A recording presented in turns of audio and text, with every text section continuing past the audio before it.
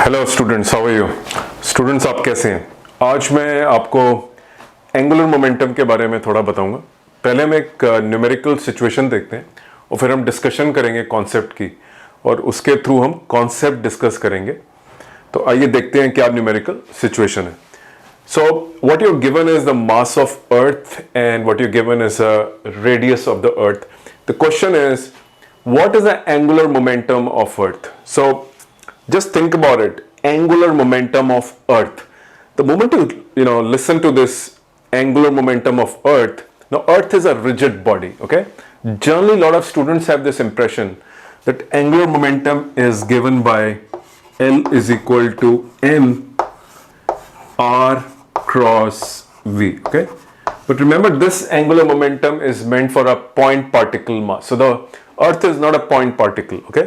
So the concept we have to use is the angular momentum for a rigid body, not for a particle mass. Particle mass is this. So the angular momentum for a rigid body is given by I omega. And just for your information, both are vectors. So angular momentum, when you study, pay special emphasis on deciding the direction of angular momentum. So very important. Now let's see the situation. We have to find the angular momentum of Earth. देखिए, अर्थ जो है वो rotate कर रही है एक axis के around. सबसे पहली बात, इसके अंदर हमें आई चाहिए अर्थ का और ओमेगा चाहिए अर्थ का। तो देखिए, अर्थ एक रिजिड बॉडी है, एक सॉलिड स्फीयर की तरह बिहेव करती है, और इसका जो मोमेंट ऑफ इनर्शिया है वो देखिए क्या होता है, 2/5 mr²। तो आप इसकी वैल्यूज जो है सब्स्टिट्यूट कर दे। आपको मास ऑफ अर्थ मालूम है, डाल दीजिए, रेडियस ऑफ अर्थ भी मालूम है, उसको भी सब्स्टिट्यूट कर दीजिए। आपका जो moment of inertia of earth है वो निकल गया। सॉलिड स्फीयर, इनर्शिया में पैरेलल एक्सिस थ्योरम और परपेंडिकुलर एक्सिस थ्योरम भी बहुत इंपॉर्टेंट है, उस पर भी एम्फसाइज करिए। पहली बात। दूसरी बात, आपको अर्थ की एंगुलर वेलोसिटी निकालनी है। देखिए, अर्थ की एंगुलर वेलोसिटी एसेंशियली न्यूमेरिकल में हो सकता है आपको ये ना दियो, may be it is not given in a numerical, how do you find the angular velocity of earth, but you don't have to worry, it is 1 revolution per day. तो earth अपने एक्सिस के around एक revolution पूरी cover करती है, which is given by, एक revolution जो होती है 2π रेडियंस में होती है। तो जब भी हम ओमेगा निकालें वो रेडियन पर सेकंड में होगी। तो 2π radians divided by 1 day, which is 24 hours into 60 minutes into 60 seconds. तो आपका ये ओमेगा ई निकल के आ गया। तो आप ध्यान रखिए कि जो सिचुएशन है उसके अंदर आपने ओमेगा ई भी ढूंढ लिया, लेकिन इसमें ट्रिक क्या इन्वॉल्व थी कि आपको अर्थ के बारे में पता हो कि 24 घंटे में वो एक रेवोल्यूशन, तो आपने एक रेवोल्यूशन को 2π लिखा और आपने उसको सेकेंड्स में कन्वर्ट कर लिया। अब आप देखिए, एंगुलर मोमेंटम का जो कॉन्सेप्ट है उसमें आपने एंगुलर मोमेंटम ऑफ अर्थ जो है उसको लिखा हुआ है रिजिड बॉडी का। ये रिजिड बॉडी है, earth is a rigid body, rigid body. अब आप अर्थ का आई डाल दीजिए इसके अंदर, जो आपने यहां पे 2/5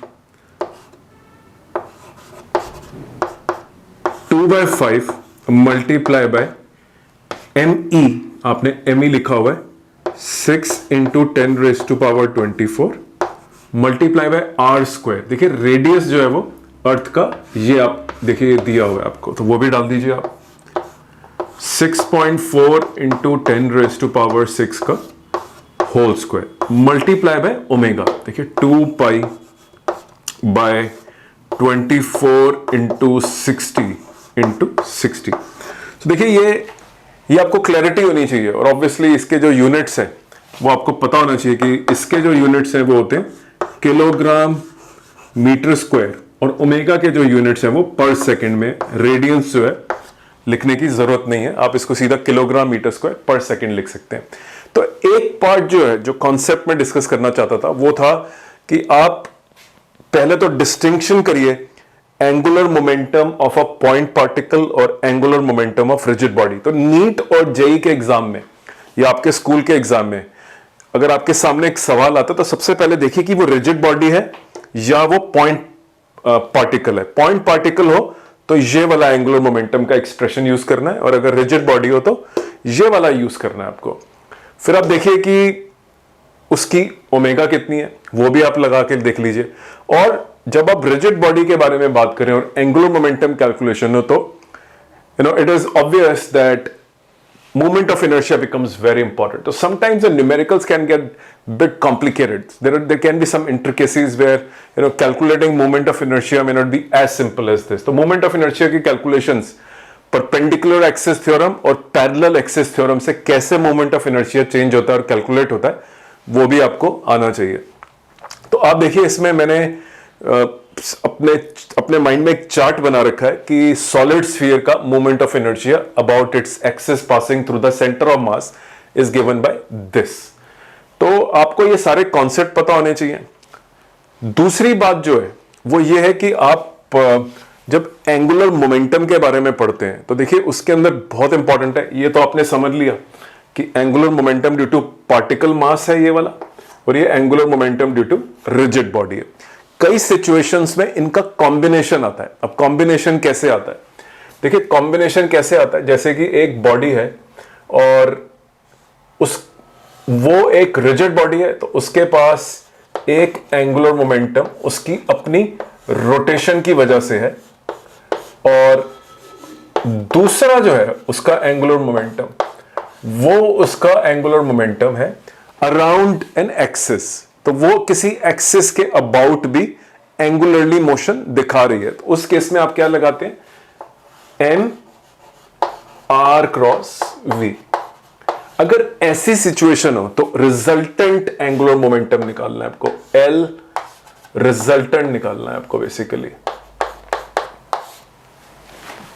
तो आप ध्यान रखिए कि आप जब भी एंगुलर मोमेंटम के क्वेश्चंस करें पहले सिचुएशन को आइडेंटिफाई करें, उसके बाद मोमेंट ऑफ इनर्शिया के कॉन्सेप्ट्स आपको क्लियर होने चाहिए और आपको क्लैरिटी होनी चाहिए किस सिचुएशन में आपको पार्टिकल वाला लगाना है और किस सिचुएशन में आपको रिजिड बॉडी का लगाना है, और तीसरी सिचुएशन जहां पे रिजल्टेंट भी लगाना होता है। एंगुलर मोमेंटम बहुत ही इंपॉर्टेंट टॉपिक है। So angular momentum is one of the most important topics you need to cover for JEE, NEET and any board you are preparing for. So there is a special emphasis. Angular momentum is utilized in many different situations in physics, and the special things about angular momentum that you need to really be clear about is the sense of direction, because it's a vector, and especially so because if you look into r cross v, which is the vector product, that also should be clear in your mind that this is a vector product, and how do you do calculations of multiplication of vectors, which is called as vector product. Scalar product is also done, that also is a multiplication. So I hope these concepts are clear in your mind. I take live online classes for JEE and NEET, and you're most welcome to join them if you're inspired. अगर आपको कुछ करके दिखाना चाहते हैं और अगर आप अपने करियर को लेके बहुत सीरियस हैं तो ज़रूर मेरी क्लासेस को ज्वाइन करिए। इसमें हम बहुत सारी प्रैक्टिस करते हैं, बहुत सारी कॉन्सेप्चुअल डिस्कशन करते हैं, और हमारा एम्फेसिस जो होता है वो अंडरस्टैंडिंग के ऊपर आता है, और बहुत ही आसान तरीके से मेरी आर्टिकुलेशन जो है फिजिक्स की वो प्रोबेबली बहुत ही आसान है, और आपको एक आसान भाषा के अंदर एक बहुत ही कॉम्प्लेक्स और कॉम्प्लिकेटेड कॉन्सेप्ट को मैं ट्रांसलेट आपके लिए कर दूंगा। लेकिन आपको असाइनमेंट पूरी करनी है और अपना हिस्सा हार्डवर्क का वो आपको पूरा करना है, लेकिन कॉन्सेप्ट क्लियर करना, न्यूमेरिकल प्रैक्टिस करना क्लास के अंदर ही, और उसके बाद आपको बहुत सारे न्यूमेरिकल्स आएंगे भी जो आपको करने हैं। आप कभी भी डाउट पूछ सकते हैं मुझसे, मैं आपके डाउट भी रिजॉल्व कर लूंगा। और मेरा एक चैनल है यूट्यूब पे, आप सर्च कर सकते हैं, और उसके ऊपर 1500 वीडियोस ऑलरेडी अवेलेबल हैं जो नीट और जेई से रिलेटेड हैं। काफी हद तक बहुत सारे न्यूमेरिकल्स आप एक्सपेक्ट कर सकते हैं उन्हीं पे जो नीट और जेई के अंदर आएंगे। तो प्लीज सब्सक्राइब करिए, and I welcome all the inspired and hard working students to join my classes, because आपको फिजिक्स वाकई में आसान लगेगी और वाकई में आपको फील होगा कि physics made easy. That is my promise to you. Thank you very much for your time. आप मुझे अपना व्हाट्सएप मैसेजेस भेजिए, कौन से आर्टिकल आप कवर करना चाहते हैं, कौन से टॉपिक आप कवर करना चाहते हैं, कहाँ आपको डिफिकल्टी आ रही है। मैं आपके लिए वीडियो बना के उसको डाल दूंगा, आप ज़रूर उसको सुनिए और अगर आपको पसंद आए तो मेरी लाइव क्लासेस को ज्वाइन करिए। Thank you very much. कामयाबी आपका इंतजार कर रही है। रुकिए नहीं, अपने आप को रोकिए नहीं, आगे बढ़ते रहिए।